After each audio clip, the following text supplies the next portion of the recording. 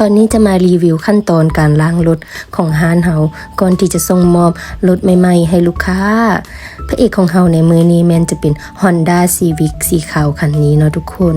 เป็นรถเกียร์ออโต้ปุ่มสตาร์ทใครสนใจสามารถสอบถามราคาและรายละเอียดเพิ่มเติมมาได้เด้อยังบ่ได้ขายรถคันนี้แต่ว่าเฮาจะมารีวิวเบิ่งการล้างรถเกียร์พร้อมรถคันนี้ให้กับลูกค้าก่อนที่ลูกค้าจะเข้ามาเบิ่งเด้อก่อนอื่นพนักงานเฮาจะฉีดอนามัยล้างขี้ตมไม่หยังออกเบิดเนาะออกล้างออกจากรถให้เบิดเลยเกียงล้างออกฉีดให้เบิดบ่ให้เหลือแม้แต่ฝุ่นเม็ดเดียวเลยติดเกาะรถของคันนี้ต่อมาจะเป็นขั้นตอนที่2คือการพ่นสเปรย์ฉีดน้ำยาล้างรถใส่น้องพนักงานสายของเฮามีความตั้งใจล้างฉีดพ่นน้ำยาล้างรถเป็นฟองเป็นฟอดฉีดอ้อมหอมๆกันฉีดให้ละเอียดเลยทุกคนว่าบ่หลังจากนั้นก็ได้ขั้นตอนต่อมาคือไปเอาผ้าแพรมาเช็ดรถเฮาบ่ไปเอาผ้าแพร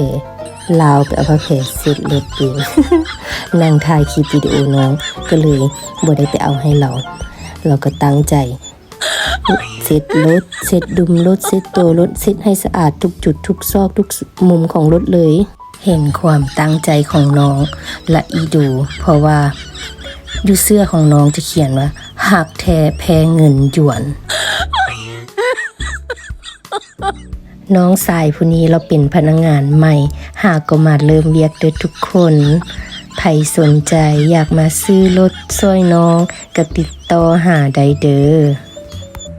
หลังจากที่เซ็ตถูฟองสบู่ออกหมดแล้วก็มาฮอดขั้นตอนต่อมาคือการเอาน้ำมาซีดล้างรถเอาสบู่ออกให้เบิดทุกคนและสุดท้ายก็คือการเซ็ตรถน้องสายเฮาจะเอาผ้าเพแห้งๆสีฟ้าอันใหญ่ๆมาเซ็ตรถให้แห้งเกี่ยมพร้อมเพื่อว่าให้ลูกค้ามาเบิงใครสนใจรถคันนี้รถ Honda Civic คันนี้สีขาวคันงามสภาพดีๆสีขาวเกียร์ออโต้ราคาเบาๆสนใจทักหาเฮาได้เด้อรถมือสองแต่ว่าสภาพปานมือหนึ่งหลังจากที่น้องเราเสร็จแล้วรถก็งามเอี่ยมทางด้านในนี่หุ้มเบาะสีครีมเลยทุกคนสีครีมเกียร์ออโต้ปนกับสีดำและขาวด้านนอกเข้ากันได้ดีด้านหลังผู้โดยสารก็กว้างนั่งได้3คนใครสนใจสามารถนัดเบิ่งรถคันนี้ได้ตัวจริงอยู่ที่นครหลวงเวียงจันทร์และเบอร์อยู่ตามโพสต์ติดตามรถราคาดีสภาพมือสองราคาถูกที่เพจเมคาออโต้เด้อ